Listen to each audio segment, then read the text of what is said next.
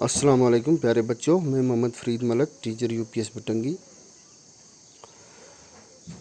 آج جماعت جو ہماری ہے وہ پنجم، مضمون ہمارا اردو ہے اور موضوع ہے میری کیوری، جو سبق ہم نے کل پڑھ کے ختم کیا تھا۔ تو اس کا آج ہم ایکسرسائز دیکھیں گے، مشکل الفاظ اور اس کے معنی۔ مقصد عام ہمارا جو ہے یعنی اردو سننا، بولنا، پڑھنا اور لکھنا۔ عام مقصد ہمارا یہ ہے کہ ہمیں اردو سننا بھی آ جائے، اردو بولنا بھی آ جائے، اردو پڑھنا اور اردو لکھنا آ جائے۔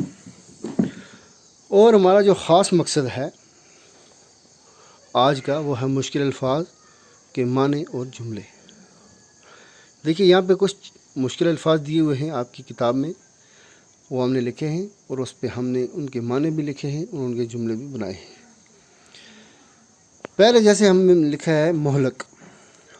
مہلک مطلب اس کا معنی جو ہے وہ ہے ہلاک کرنے والی۔ تو ہمیں جو جملہ بنانا ہے، جملے میں ہمیں الفاظ استعمال کرنا ہے، نہ کہ اس کا معنی، لفظ استعمال کرنا ہے۔ یعنی ہم نے جملہ بنایا ہے کرونا وائرس ایک مہلک بیماری ہے، یعنی کرونا وائرس ایک ایسی بیماری ہے جو انسان کو ہلاک کر دیتی ہے۔ اس میں ہم نے مہلک کو استعمال کیا ہے، نہ کہ ہلاک کرنے والے کو۔ اب ہمیشہ یاد رکھیے الفاظ کے معنی لکھے جاتے ہیں لیکن جملے میں وہی لفظ استعمال کیا جاتا ہے جو مشکل لفظ ہوتا ہے۔ اس سے آگے ہے علم طبیعیات، وہ علم جس سے قدرتی چیزوں کی حقیقت معلوم کی جاتی ہے۔ تو اس کا ہم نے جملہ بنایا ہے میری کیوری علم طبیعیات حاصل کرنا چاہتی تھی، جو ہم نے سبق میں بھی پڑھا ہے۔ اس میں بھی ہم نے علم طبیعیات ہی استعمال کیا ہے، نہ کہ ہم نے اس کا معنی استعمال کیا ہے۔ اس کے بعد آتا ہے بوسیدہ۔ بوسیدہ کا مطلب ہے پرانا، ٹوٹا ہوا، یعنی بالکل جو چیز ختم ہو جائے، بوسیدہ ہو جائے، جو استعمال کے قابل نہ رہے، تو اس کو ہم بوسیدہ کہتے ہیں۔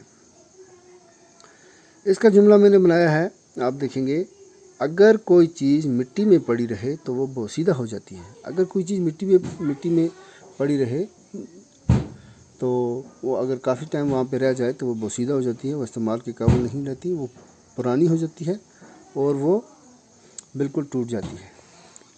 تجربہ گاہ۔ تجربہ گاہ کیا ہے؟ وہ جگہ جہاں تجربے کیے جاتے ہیں، یعنی تجربہ گاہ وہ جگہ ہوتی ہے جہاں پہ ایکسپیریمنٹ، جس کو انگلش میں بولتے ہیں، وہ کیے جاتے ہیں۔ تو اس کا ہم نے جملہ بنایا ہے میری کیوری ہمیشہ تجربہ گاہ میں تجربے کرتی رہتی تھی۔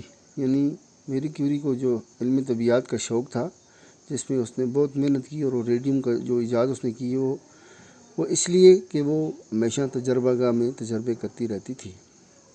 تو یہ اب آپ اپنی کاپی میں لکھیں گے، کل ہم اس کے سوال کریں گے۔ اور آپ ہمیشہ یاد رکھیے کہ جیسے میں نے آپ کو بتایا بھی ہے بہرحال